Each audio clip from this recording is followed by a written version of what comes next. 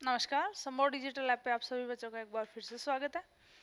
देखिए, अपन बात कर रहे थे अपने टॉपिक डी ब्लॉक एलिमेंट्स की, जिसमें अपन को पढ़ना था सबसे पहले प्रथम संक्रमण श्रेणी। तो मैंने आपको बताया था प्रथम संक्रमण श्रेणी के अंदर अपन क्या पढ़ते हैं, सबसे पहले इनके सामान्य गुणधर्म पढ़ते हैं।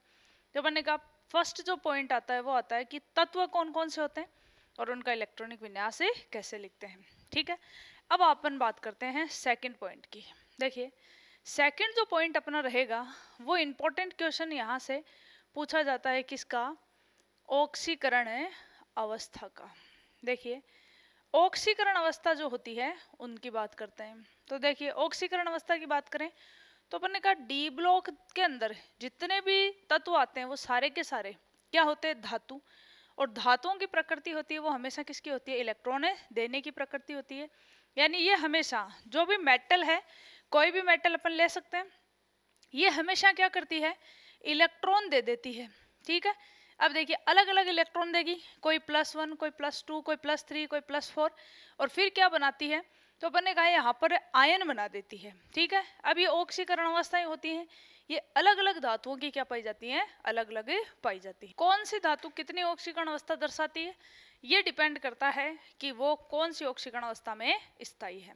ठीक है, बात करेंगे अपन इसकी। तो अपन ने कहा पहली बात, सभी के सभी जो डी ब्लॉक एलिमेंट्स हैं वो कौन सी ऑक्सीकरण अवस्थाएं दर्शाते हैं, तो अपन ने कहा इलेक्ट्रॉन देके क्या बना लेते हैं, धनायन बना लेते हैं। ठीक है जी, अब बात करते हैं अपन अपनी संक्रमण श्रेणियों की। देखिए, संक्रमण श्रेणी के अंदर अपन एक टेबल बना के पढ़ेंगे इनके ऑक्सीकरण अवस्था। तो कैसे पढ़ेंगे, देखिए सबसे पहले अपन ने कहा यहाँ पर तत्व कौन सा आएगा अपने पास में, तो अपन ने कहा 3D के अंदर तत्व है सबसे पहले स्केडियम, टाइटेनियम, वैनेडियम, क्रोमियम, एमन, एफी, कोबाल्ट, निकल, कॉपर, और ये अपने पास में जिंक।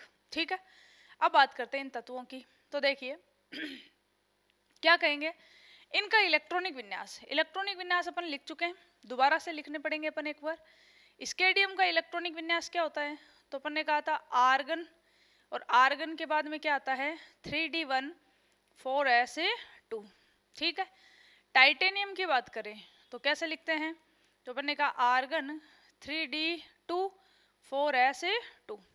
वैनेडियम का क्या होता है, तो अपन ने लिखा आर्गन 3D3 4S2। उसके बाद में किसकी बात करते हैं, क्रोमियम। तो अपन ने कहा था क्रोमियम जो होता है वो क्या होता है, अपवाद, जो होना चाहिए वो नहीं होगा। तो अपन ने कहा क्या होना चाहिए था, होना चाहिए था 4, लेकिन होगा क्या इसका, आर्गन, फिर क्या होगा 3D5 4S1, कोई दिक्कत नहीं। इसके बाद बात करते हैं किसकी, एमन की। एमन का इलेक्ट्रॉनिक कॉन्फ़िगरेशन क्या होता है, आर्गन, और ये क्या रहता है 3D5 4S2। फिर बात करते हैं किसकी, एफी, कैसे लिखेंगे, आर्गन 3D6 4S2। फिर कोबाल्ट क्या लिखेंगे, आर्गन तक तो 18, फिर 3D7 4S2। फिर बात करेंगे किसकी, निकल की, क्या लिखेंगे, आर्गन 3D8 4S2, कोई दिक्कत नहीं। अब बात करते हैं किसकी, कॉपर की। तो मैंने कहा कॉपर और क्रोमियम दोनों ही क्या हैं, अपवाद है, आना चाहिए वो नहीं आएगा, तो क्या होना चाहिए था 9, लेकिन डायरेक्ट क्या हो जाएगा 3D10 4S1। ठीक है, उसके बाद में नॉर्मल किसका आएगा, जिंक का। तो जिंक का इलेक्ट्रॉनिक कॉन्फ़िगरेशन कैसे लिखेंगे, आर्गन 3D10 4S2। ठीक है, एक चीज अपन पहले बात कर चुके हैं डी कक्षकों के लिए। तो अपन ने कहा डी कक्षक जो होते हैं वो होते कितने हैं, तो अपन ने कहा इस तरह से होते हैं 5। ठीक है, और ये क्या है इसमें 4S, ये 3D और ये 4S। ठीक है, तो देखिए ऑक्सीकरण अवस्था के बारे में अपन क्या क्या लिख सकते हैं। तो पहले अपन बताते हैं स्केडियम की ऑक्सीकरण अवस्थाएं, और डी ब्लॉक श्रेणी के अंदर एक खास बात पाई जाती है कि ये हमेशा क्या दर्शाते हैं, परिवर्तनशील ऑक्सीकरण अवस्था। देखिए सबसे पहले बात करते हैं अपन किसकी, स्केडियम की। तो अपन ने कहा देखो स्केडियम जो है इसके अगर बात करें तो ये अपने इलेक्ट्रॉन देगा, क्या कहते हैं, कि कोई भी तत्व उतने ही इलेक्ट्रॉन देता है कि उसके बाह्यतम कोश में इलेक्ट्रॉनों की संख्या क्या हो जानी चाहिए, किसी अक्रिय गैस के बराबर। बताओ जी, इसके पास में टोटल बाह्यतम कोश में कुल इलेक्ट्रॉनों की संख्या कितनी है, तो अपन ने कहा 3। तो स्केडियम क्या करता है, अपने तीनों इलेक्ट्रॉन दे देता है और कौन सी ऑक्सीकरण अवस्था में आ जाता है, +3। ठीक है, और अब इसका इलेक्ट्रॉनिक कॉन्फ़िगरेशन किसके बराबर आ जाएगा, ऑर्गन के बराबर। टाइटेनियम के पास देखिए बाह्यतम कोश जो होता है उसको बोला जाता है संयोजकता कोश। कुल इलेक्ट्रॉन कितने हैं इसके पास, टोटल 2 डी में और 2 एस में। देखिए इस तरह से जब अपने पास में इलेक्ट्रॉन होते हैं तो अपन ने कहा यहाँ पर देखो कैसे भरेंगे इसको, तो अपन ने कहा ये तो भर दिए किसमें, डी में, और ये किसमें पड़े हैं, 4s में। ठीक है, सबसे पहले कौन से इलेक्ट्रॉन जाएंगे, s वाले। अपन ने कहा एक इलेक्ट्रॉन भेज दें तो ऑक्सीकरण अवस्था कौन सी हो जाएगी, +1। 2 इलेक्ट्रॉन दे दे तो +2, 3 इलेक्ट्रॉन दे दे तो +3, और अगर 4 इलेक्ट्रॉन दे दे तो ऑक्सीकरण अवस्था कौन सी हो जाएगी, +4। कोई दिक्कत नहीं। अब बात करते हैं नेक्स्ट, वेनेडियम के पास देखिए टोटल इलेक्ट्रॉन कितने हैं, 5 हैं।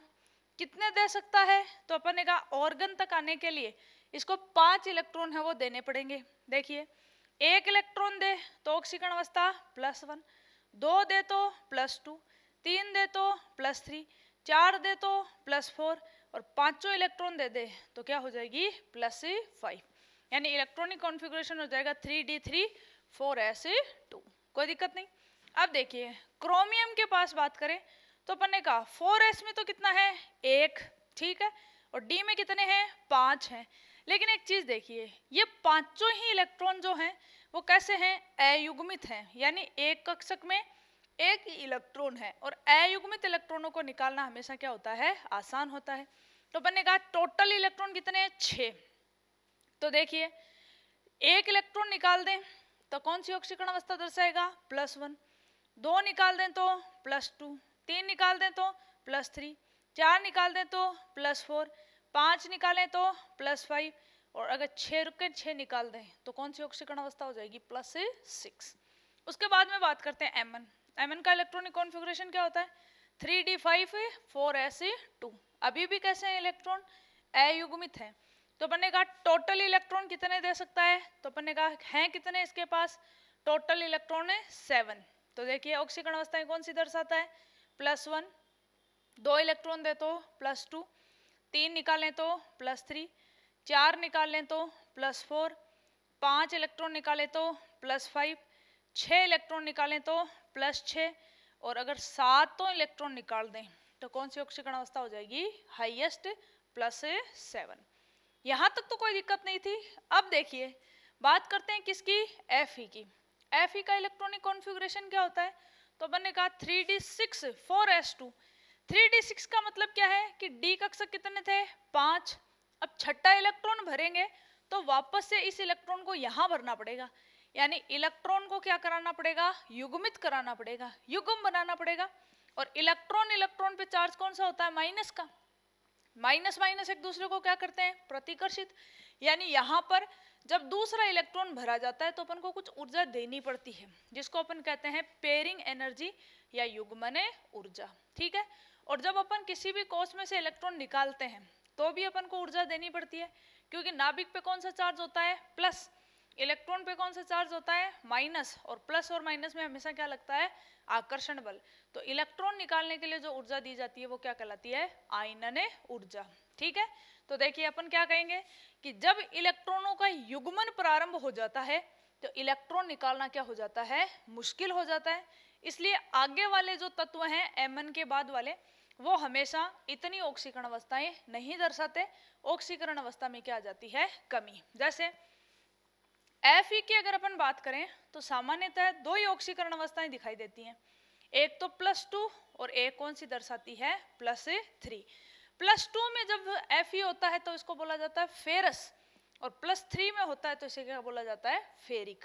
ठीक है, कोबाल्ट की भी कौन सी ऑक्सीकरण अवस्थाएं होती हैं, तो अपन ने कहा 2 ही होती हैं, +2 और +3। ठीक है, निकल सामान्यतः कौन सी ऑक्सीकरण अवस्थाएं दर्शाता है, एक तो +2 और एक जनरली कौन सी दर्शाता है, +4।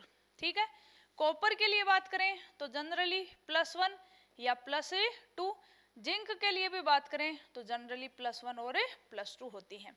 आप ये मत समझना यहाँ पर कि यहाँ पर बाह्यतम कोश में से सारे इलेक्ट्रॉन निकाल के आर्गन के बराबर आएगा। ऑक्सीकरण अवस्थाओं को समझाने के लिए इनका उपयोग किया है। बाकी कितनी ऑक्सीकरण अवस्थाएं दर्शाएगा, इसका मान जो होता है इसकी जालक ऊर्जा पे, ठीक है, इसकी जलयोजन ऊर्जा पे, इसकी आयनन ऊर्जा पे, यानी बहुत सारे फैक्टर्स पर क्या करती है, डिपेंड करती है। लेकिन अपन अगर इसको सिंपली समझाएं तो अपन इसको ऐसे समझा सकते हैं कि जब इलेक्ट्रॉन अयुग्मित थे तो इलेक्ट्रॉनों को निकालना क्या था, आसान। इसलिए इनमें तो ऑक्सीकरण अवस्था में क्या करते हैं, सभी इलेक्ट्रॉन भाग ले लेते हैं, और इनमें ऑक्सीकरण अवस्था में वापस क्या हो जाती है, कमी। ऐसा क्यों?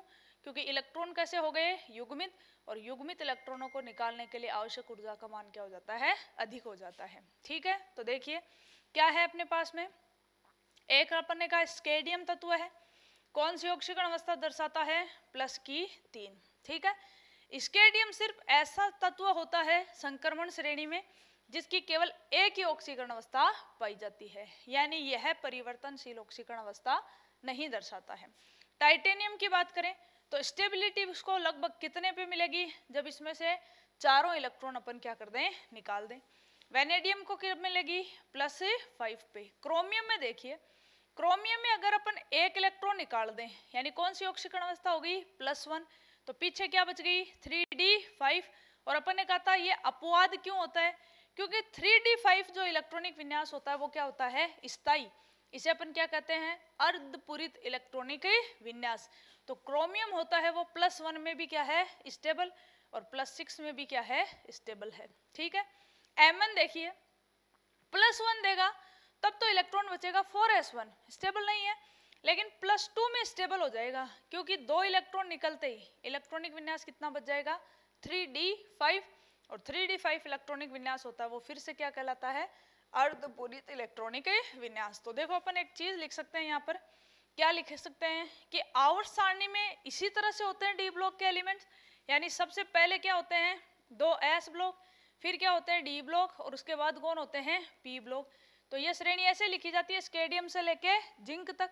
तो अपन क्या कहेंगे, आवर्त सारणी में लेफ्ट टू राइट जाएं, यानी इधर से इधर जा रहे हैं अपन, तो क्या कहेंगे, संक्रमण श्रेणियों के लिए पहले ऑक्सीकरण अवस्था का मान लगातार क्या होता है, बढ़ता है, और उसके बाद में वापस क्या हो जाता है, घट जाता है। ठीक है, यानी लास्ट वाले जो तत्व होते हैं वो जनरली कौन सी ऑक्सीकरण अवस्था दर्शाते हैं, +1 या फिर +2। तो देखिए कुछ इंपॉर्टेंट बातें होती हैं ऑक्सीकरण अवस्था के बारे में, वो लिख लेते हैं अपन। क्या लिख सकते हैं, देखिए सबसे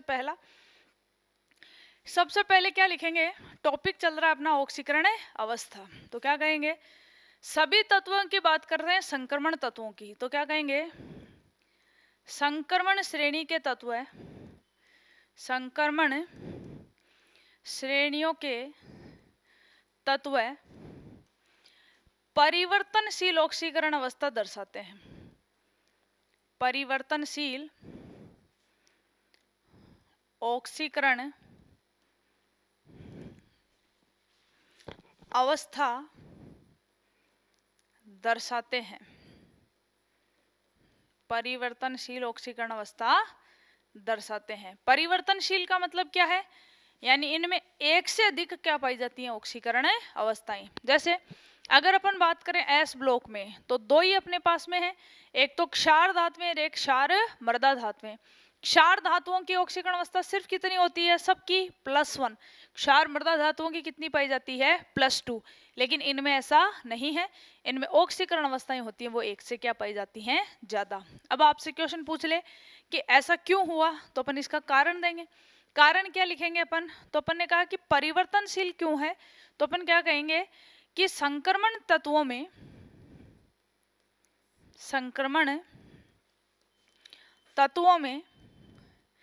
3D कक्षक तथा 4s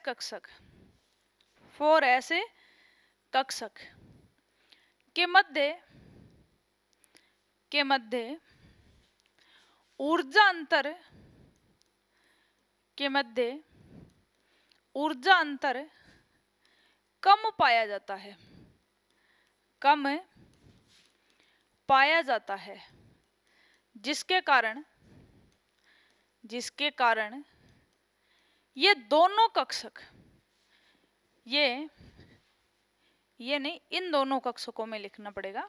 तो क्या कहेंगे, जिसके कारण इन दोनों कक्षकों में, इन दोनों कक्षकों में उपस्थित इलेक्ट्रॉन, दोनों कक्षकों में उपस्थित इलेक्ट्रॉन ऑक्सीकरण अवस्था दर्शाने में भाग लेते हैं। ऑक्सीकरण अवस्था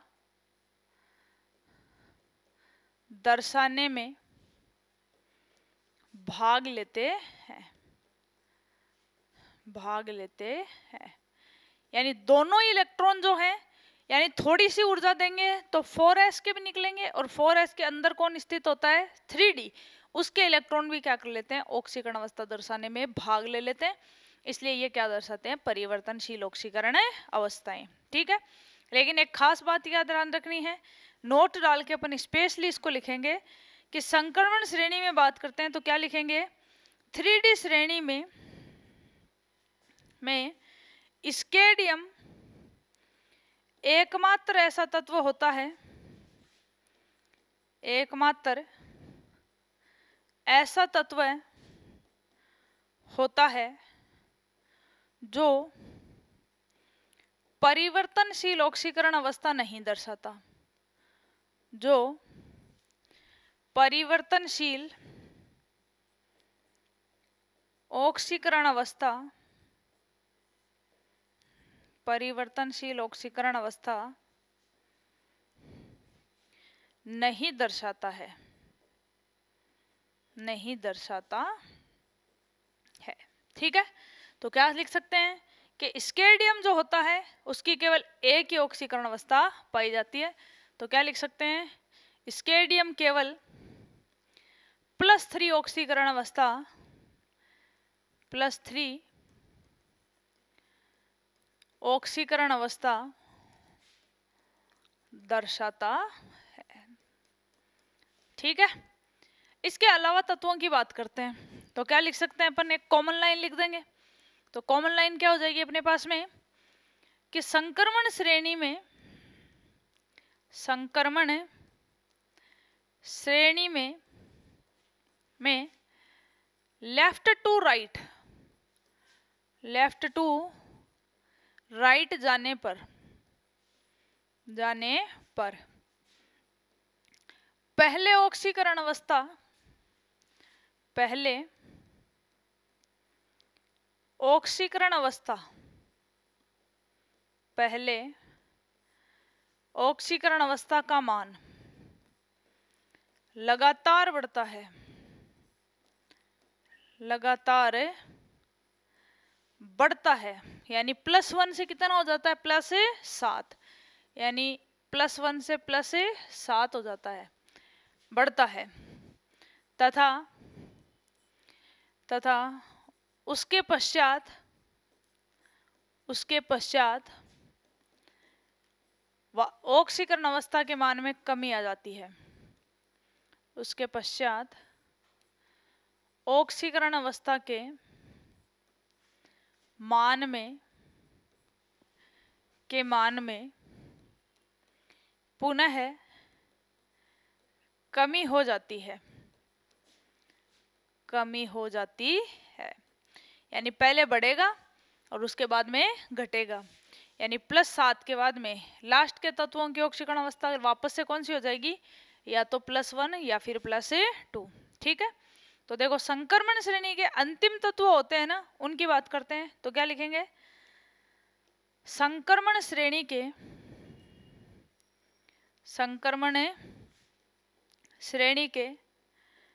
अंतिम तत्व है, अंतिम तत्व है। अब देखो पहले वाले वीडियो में अपन बात कर चुके हैं कि जिंक, कैडमियम, मरकरी का इलेक्ट्रॉनिक विन्यास क्या होता है, पूरा, इसलिए ये संक्रमण श्रेणी के तत्व है, नहीं कहलाते। तो 3D संक्रमण श्रेणी का लास्ट तत्व कौन होता है, कॉपर, और कॉपर जनरली है वो कौन सी ऑक्सीकरण अवस्था दर्शाता है, +1। तो कई बुक्स में ऐसे लिखा होता है कि अंतिम तत्व होते हैं वो +1 ऑक्सीकरण अवस्था में स्थायी होते हैं, तो आपको कंफ्यूज नहीं होना है कि वो जिंक की बात नहीं करके और उसने सिर्फ और सिर्फ किसको ले रखा है, संक्रमण तत्वों को ले रखा है। तो अपन दोनों लिख देंगे। अंतिम तत्व है कॉपर +1, जबकि जिंक +2, अर्थात निम्न ऑक्सीकरण अवस्था में स्थायी होते हैं। निम्न ऑक्सीकरण अवस्था दर्शाते हैं, निम्न ऑक्सीकरण अवस्था दर्शाते हैं, यानी उच्च ऑक्सीकरण अवस्था है वो नहीं पाई जाती। फिर अगर बात करें तो देखिए क्या लिखेंगे, 3D श्रेणी की बात करते हैं तो क्या लिखेंगे, 3D श्रेणी में अधिकतम ऑक्सीकरण अवस्था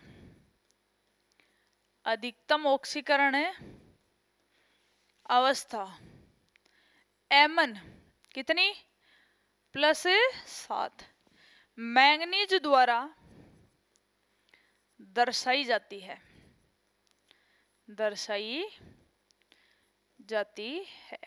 ठीक है, अब देखो बात करते हैं इनकी। तो अपन ने कहा 2 जगह तो काम आएगा अर्धपूरित इलेक्ट्रॉनिक विन्यास और 2 जगह काम में लेंगे पूर्ण पूरित इलेक्ट्रॉनिक विन्यास। तो देखिए बात करें अगर इनकी, तो अपन ने कहा इनमें अगर बात करते हैं तो देखो क्रोमियम +1 इलेक्ट्रॉनिक जाते ही 1 इलेक्ट्रॉन जाते ही कितना बचेगा, 3d5। और अगर बात करें किसकी, कॉपर की, तो +1 ऑक्सीकरण अवस्था किसके बचेगा, 3d10। ठीक है, ऐसे Mn की बात करेंगे तो +2 इलेक्ट्रॉन जाते ही कितना बच गया, 3d5। और यहाँ पर अगर जिंक की बात करेंगे तो 2 जाते ही कितना बचेगा, तो अपन ने कहा D बचेगा। ठीक है, तो क्या लिखेंगे यहाँ पर कि क्रोमियम, ठीक है, तथा मैंगनीज क्रमशः +1 तथा +2 ऑक्सीकरण अवस्था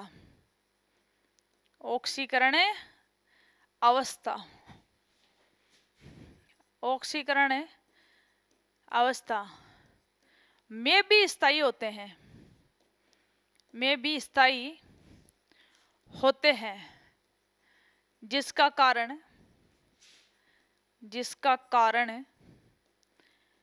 इनका अर्धपूरित इलेक्ट्रॉनिक विन्यास होता है, जिसका कारण इनका अर्धपूरित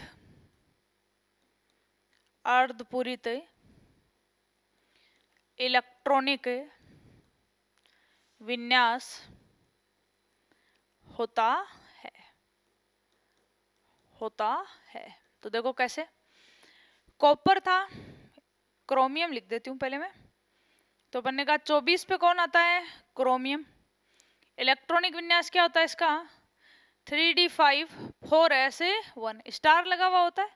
ठीक है, इसका क्या बना दो, क्रोमियम +1, कितना इलेक्ट्रॉन बचेगा, 3d5 4s0, यानी 3d में कितने बच गए, 5। और ये इलेक्ट्रॉनिक विन्यास क्या होता है, अर्धपूरित। ऐसे Mn की बात करते हैं, ये नॉर्मल इलेक्ट्रॉनिक विन्यास होता है, 3d5 4s2, तो +2 बना दो, 2 इलेक्ट्रॉन चले जाएंगे तो Mn +2 में तो क्या बचेगा, 3d5 4s0, यानी दोनों का इलेक्ट्रॉनिक विन्यास क्या कहलाता है, अर्धपूरित इलेक्ट्रॉनिक विन्यास। और अपन पढ़ चुके थे कि डी कक्षक जो होते हैं वो टोटल कितने होते हैं, 5। जब इन डी कक्षकों में एक एक इलेक्ट्रॉन भर दिया जाता है तो ये इलेक्ट्रॉनिक विन्यास क्या कहलाता है, हाफ फिल्ड इलेक्ट्रॉनिक कॉन्फ़िगरेशन, अर्धपूरित इलेक्ट्रॉनिक विन्यास। और ये जो इलेक्ट्रॉनिक विन्यास होता है ये बाकी सब की बजाय, यानी 3D 3D4 या अपन क्या कह सकते हैं 3D6 3D7, इनकी बजाय क्या होता है, ज्यादा स्थायी होता है। ठीक है, इसी प्रकार से देखिए और क्या लिख सकते हैं ऑक्सीकरण अवस्था में, तो अपन ने कहा और अपन क्या लिख सकते हैं, और कौन स्टेबल होता है, तो देखो कॉपर होता है वो क्या वो दर्शाता है +1, और जिंक कौन सी दर्शाता है, +2। तो क्या लिखेंगे, कॉपर तथा जिंक भी क्रमशः +1 तथा +2 ऑक्सीकरण अवस्था में, +1 तथा +2 ऑक्सीकरण अवस्था में स्थायी होते हैं, जिसका कारण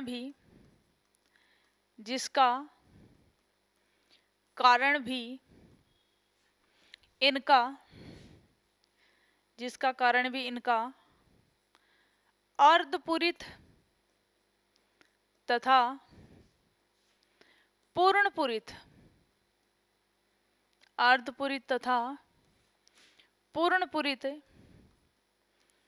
इलेक्ट्रॉनिक विन्यास होता है।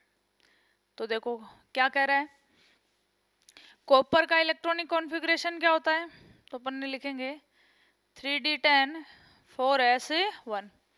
क्या बना दें इसको, +1, एक इलेक्ट्रॉन गया 4s में से, क्या बचाएगा 3d10 4s0। जिंक क्या है, वैसे तो संक्रमण तत्व नहीं है लेकिन डी ब्लॉक का तो है ही, क्योंकि अंतिम इलेक्ट्रॉन किसमें जाता है, डी में। तो क्या बचेगा 3d10 4s2। अगर ये दो निकाल दें अपन इलेक्ट्रॉन तो कौन सी ऑक्सीकरण अवस्था दर्शाएगा, +2 और 3d10 4s0। तो देखो ये वाला इलेक्ट्रॉनिक कॉन्फ़िगरेशन, तो अपन का डी कक्षक थे 5, टोटल इलेक्ट्रॉन कितने आ गए इनमें 10, यानी पूरा भर गया। और जब पूरा हो जाता है तो इसे क्या कहा जाता है, पूर्णपूरित, या इसे बोला जाता है फुलफिल्ड इलेक्ट्रॉनिक कॉन्फ़िगरेशन। ठीक है, और ये भी बाकी सब की बजाय क्या होता है, ज्यादा, जैसे D8 की बजाय D9 की बजाय क्या होता है, ज्यादा स्टेबल। अब आपसे क्वेश्चन इस तरह से पूछ ले, जिंक है वो +3 ऑक्सीकरण अवस्था नहीं दर्शाता, क्यों? क्योंकि देखो 2 इलेक्ट्रॉन निकालने थे बाह्य तम से, कोई दिक्कत नहीं थी, लेकिन अब अगर +3 दर्शानी है तो नेक्स्ट इलेक्ट्रॉन किस में से निकलेगा, 3d में से। और ये इलेक्ट्रॉनिक विन्यास क्या है, स्थायी, और अपन को पता है स्थायी में से अगर इलेक्ट्रॉन निकालना है तो ऊर्जा क्या देनी पड़ती है, ज्यादा। तो अपन कहेंगे यहाँ से कभी भी तीसरा इलेक्ट्रॉन नहीं निकलता, यानी जिंक जो है वो जनरली कौन सी ऑक्सीकरण अवस्था में स्थायी होता है, सेकंड में। ठीक है, तो ये बात करी अपन ने किन की, तो अपन ने कहा सबसे पहले अपने पास में क्या था, तो अपन ने कहा 3d श्रेणी थी। 3d श्रेणी का क्या लिखना था अपन को, ऑक्सीकरण अवस्था। तो अपन ने कहा श्रेणी के अंदर बात करें तो तत्व कौन कौन से हैं, scandium, titanium, vanadium, chromium, manganese, एफी, फेरस, कोबाल्ट, निकल और कॉपर, और ये जिंक। ठीक है, वैसे देखा जाए तो जिंक जो है उसका सामान्य या फिर ऑक्सीकरण अवस्था में डी कक्षक क्या है, पूरा भरा हुआ है, इसलिए ये वैसे तो संक्रमण श्रेणी का तत्व नहीं है, लेकिन अपन इसको एक बार लिख के चल रहे हैं। ठीक है, फिर अपन ने क्या कहा, ऑक्सीकरण अवस्था। तो अपन ने कहा ऑक्सीकरण अवस्था जो होती है उसे क्या होती है, तो अपन ने कहा सबसे बाहर जो कोष होता है उसको क्या कहते हैं, संयोजकता कोष। संयोजकता कोष में त्यागे गए या ग्रहण किए गए इलेक्ट्रॉनों की संख्या वही क्या कहलाती है, इनकी ऑक्सीकरण अवस्था। तो अपन ने कहा सारे के सारे तत्व धातु होते हैं, और धातुओं का जो गुण होता है वो हमेशा किसका होता है, इलेक्ट्रॉन देके धनायन बनाने का होता है। यानी सभी के सभी तत्व कौन सी ऑक्सीकरण अवस्थाएं दर्शाते हैं, प्लस में ऑक्सीकरण अवस्थाएं दर्शाते हैं, यानी सब के सब क्या बनाते हैं, धनायन बनाते हैं। ठीक है, अब अपन ने कहा यहाँ पर डी ब्लॉक के जो तत्व होते हैं उनके लिए कुछ खास बातें होती हैं कि संक्रमण श्रेणी के तत्व होते हैं वो हमेशा क्या दर्शाते हैं, परिवर्तनशील ऑक्सीकरण अवस्था दर्शाते हैं। अब ये परिवर्तनशील ऑक्सीकरण अवस्था क्यों दर्शाते हैं, इसका कारण है कि देखो अपन ने इनके इलेक्ट्रॉनिक विन्यास में क्या भरा है, तो अपन ने कहा सबसे बाह्यतम कोष कौन से हैं, 3d और 4s।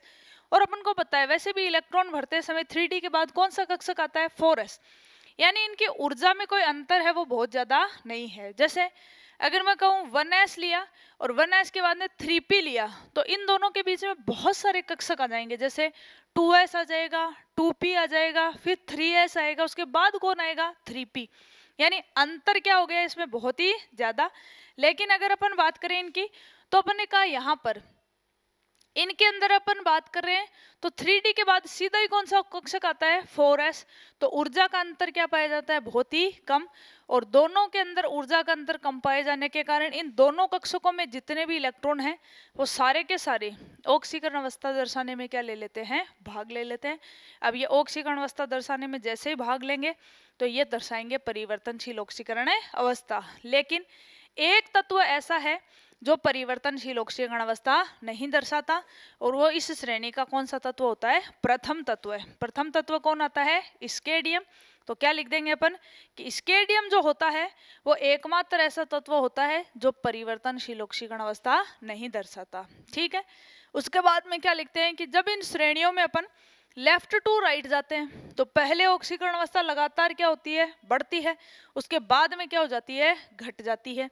ऐसा क्यों हुआ? तो अपन ने कहा यहाँ पर जब अपन इनमें डी में भर रहे हैं तो पहले सारे इलेक्ट्रॉन हैं एक एक भरते हैं, एक एक इलेक्ट्रॉन भरते हैं। तो अपन ने कहा ये कैसे हैं अयुग्मित इलेक्ट्रॉन है, अकेले इलेक्ट्रॉन है, और अयुग्मित इलेक्ट्रॉनों को निकालना क्या होता है बहुत ही आसान होता है। आसानी से ये क्या कर जाते हैं इलेक्ट्रॉन इन कक्षकों से निकल जाते हैं। आसानी से निकलेंगे तो सारे के सारे इलेक्ट्रॉन हैं वो थोड़ी सी ऊर्जा देते ही बाहर निकल जाएंगे। इसलिए पहले इन तत्वों में जब स्केडियम से टाइटेनियम से वेनेडियम क्रोमियम और मैग्नीज तक जाते हैं तो ऑक्सीकरण अवस्थाएं लगातार बढ़ती है। +3 से कितनी हो जाएगी +4, +4 से कितनी हो जाएगी +5, +5 से कितनी हो जाएगी +6, +6 से कितनी हो जाएगी +7। तो अगर अपन से पूछ ले कि संक्रमण श्रेणी के अंदर यानी 3D संक्रमण श्रेणी के अंदर क्या कहेंगे अधिकतम ऑक्सीकरण अवस्था किसके द्वारा दर्शाई जाती है, तो अपन क्या लिखेंगे मैंगनीज जो आता है कितने पे +7 ऑक्सीकरण अवस्था दर्शाता है। ठीक है, उसके बाद में अपन ने कहा इलेक्ट्रॉनों को क्या कराना प्रारंभ कर दिया युग्मन, और युग्मन कराने के लिए क्या देनी पड़ती है ऊर्जा। अब अपन ने ऊर्जा दे दी तो इनको वापस इलेक्ट्रॉनों को निकालने के लिए आयनन ऊर्जा का मान क्या हो जाता है अधिक। इसलिए इस श्रेणी में एमन के बाद वाले तत्व यानी फेरस कोबाल्ट निकल कॉपर और जिंक ये क्या करते हैं निम्न ऑक्सीकरण अवस्थाएं दर्शाते हैं। तो क्वेश्चन आपसे इस तरह भी पूछ सकता है संक्रमण श्रेणी के प्रारंभिक तत्व है, ठीक है, ये तो हमेशा उच्च ऑक्सीकरण अवस्था दर्शाते हैं, जबकि श्रेणी के अंतिम तत्व होते हैं वो हमेशा निम्न ऑक्सीकरण अवस्था दर्शाते हैं यानी कम ऑक्सीकरण अवस्था दर्शाते हैं। तो इसके कारण क्या है, तो कारण अपन इस प्रकार से लिखेंगे। ठीक है, ऐसे अगर बात करें इस श्रेणी का अंतिम तत्व कौन है वैसे कॉपर, कौन सी ऑक्सीकरण अवस्था दर्शाता है +1, और हाईएस्ट कौन दर्शाता है Mn+7। ठीक है, ये बात करी। फिर अपन ने कहा कुछ तत्व होते हैं ये देखो अपनी एक से अधिक ऑक्सीकरण अवस्था में क्या होते हैं स्थायी होते हैं। तो अपन ने कहा कौन से हैं, तो जैसे 2 एग्जाम्पल दिए क्रोमियम का और कॉपर का, ये दोनों अपवाद हैं, ये +1 ऑक्सीकरण अवस्था में क्या होते हैं स्थायी। इसका कारण क्या होता है अर्धपूरित, इसका कारण क्या होता है पूर्ण पूरित इलेक्ट्रॉनिक विन्यास। फिर बात करते हैं किसकी एमन और जिंक की। तो एमन और जिंक कौन सी ऑक्सीकरण अवस्था में स्थायी होते हैं +2। कारण क्या है इसका, क्योंकि एमन जो है वो किसके कारण अर्धपूरित के कारण, और जिंक जो है वो पूर्ण पूरित इलेक्ट्रॉनिक विन्यास के कारण। +2 ऑक्सीकरण अवस्था में भी क्या हो जाता है स्थायी। ठीक है, अब यहाँ पर ये सारी बातें अपन लिख चुके।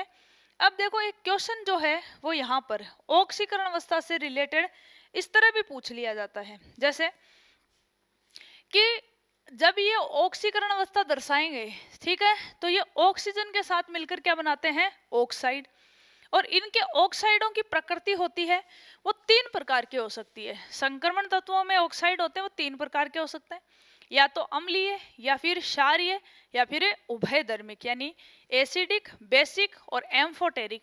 तो कैसे पता चलेगा कि कौन सा ऑक्साइड है वो कम क्षारीय है या ज्यादा क्षारीय है, तो इसके लिए आपको ध्यान रखना है क्या कि संक्रमण तत्व है निम्न ऑक्सीकरण अवस्था में, निम्न ऑक्सीकरण अवस्था में, निम्न ऑक्सीकरण अवस्था में क्षारीय ऑक्साइड, जबकि उच्च ऑक्सीकरण अवस्था में उच्च ऑक्सीकरण अवस्था में, उच्च ऑक्सीकरण अवस्था में अम्लीय ऑक्साइडों का निर्माण करते हैं। अम्लीय ऑक्साइडों का निर्माण करते हैं, ठीक है। और जो बीच में होते हैं उनके लिए, तथा मध्य वाले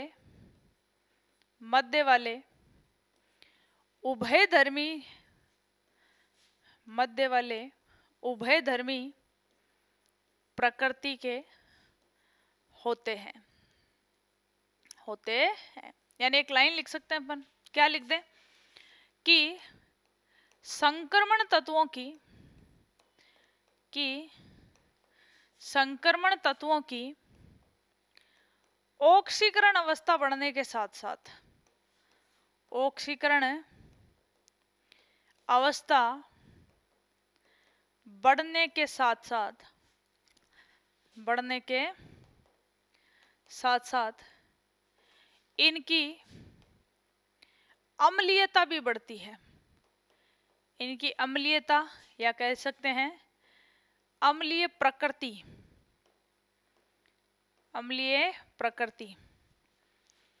का मान भी बढ़ता है,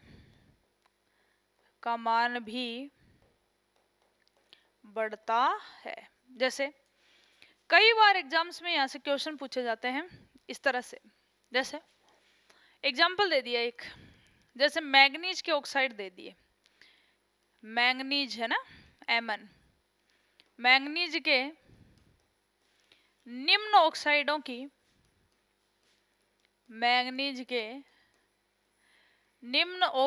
की प्रकृति बताइए, या ऐसे कह दें तथा इन्हें अम्लीयता के बढ़ते हुए क्रम में लिखो,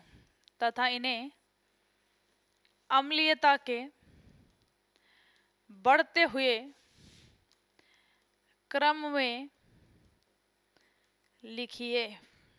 जैसे दे दिया अपन को 3 ऑक्साइड, एक तो दे दिया MnO, एक दे दिया MnO2 और एक दे दिया अपन को MnO3। देखो ऑक्साइड पे चार्ज कौन सा होता है, हमेशा -2 होता है, उसे क्या कहा जाता है, ऑक्साइड। यानी इस पर चार्ज कौन सा है, +2, ठीक है, बैलेंस कर दिया। एक ऑक्साइड पे चार्ज कितना होता है, -2। अब कई बच्चों को ऑक्सीडेशन स्टेट नहीं निकालनी आती, तो देखो कैसे निकालेंगे, जिसकी ऑक्सीकरण अवस्था निकालनी है उसको x मानेंगे। ऑक्साइड पे कितना होता है, -2, बराबर कर देंगे 0 के, तो x बराबर कितना आ जाएगा, 2। यहाँ निकालते हैं, इस Mn के लिए कितना माना, x। एक ऑक्साइड पे कितना होता है, 2, कितने ऑक्साइड दे रखे हैं, 2, बराबर कर दो 0 के, तो x बराबर कितनी आ गई, 4। इस Mn के लिए निकालते हैं, तो इसकी मान ली x, ऑक्साइड पे -2, कितने ऑक्साइड दे रखे हैं, 3, बराबर कर दो 0 के, तो x बराबर कितनी आ जाएगी, +6। तो देखो यहाँ कौन सी ऑक्सीकरण अवस्था है, +4, यहाँ कौन सी ऑक्सीकरण अवस्था है, तो अपन ने कहा +6, ठीक है। सबसे उच्च ऑक्सीकरण अवस्था ये है, तो अम्लीयता बढ़ती जाएगी। यानी ये जो है ये तो कैसा है, एसिडिक है, ठीक है। अब ये कैसा है, इसकी प्रकृति कैसी हो जाएगी, बेसिक, और ये कैसा हो जाएगा, एम्फोटेरिक, ठीक है, यानी उभयधर्मी। तो आपसे या तो ये पूछ लेता है कि कौन सा अम्लीय है, कौन सा क्षारीय है और कौन सा उभयधर्मी का है, या फिर क्वेश्चन पूछ लेता है अम्लीयता के बढ़ते हुए क्रम में लिखो। तो अपन लिख के आए हैं कि जैसे जैसे ऑक्सीकरण अवस्था बढ़ती है वैसे वैसे अम्लीयता भी बढ़ती है। तो क्या लिख सकते हैं, इनकी अम्लीयता का क्रम क्या लिख देंगे कि यहाँ पर सबसे ज्यादा अम्लीय कौन है, तो अपन ने कहा सबसे कम तो कौन है, MnO, इससे ज्यादा कौन है, MnO2, इससे ज्यादा कौन है, तो अपन कहेंगे MnO3, ठीक है। अब मैंने एग्जाम्पल लिया Mn का, मैग्नीज का।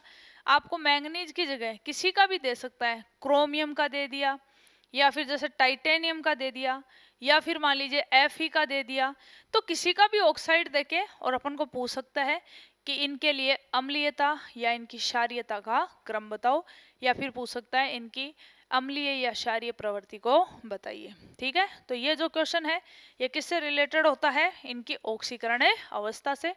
तो ये था अपना टॉपिक जिसमें अपन पढ़ रहे थे डी ब्लॉक एलिमेंट्स या संक्रमण श्रेणी के तत्व, जिसमें से अभी अपने पास में पहली श्रेणी चल रही है जिसमें 3-4 इंपॉर्टेंट टॉपिक्स होते हैं। वैसे तो 10-11 हैं टोटल।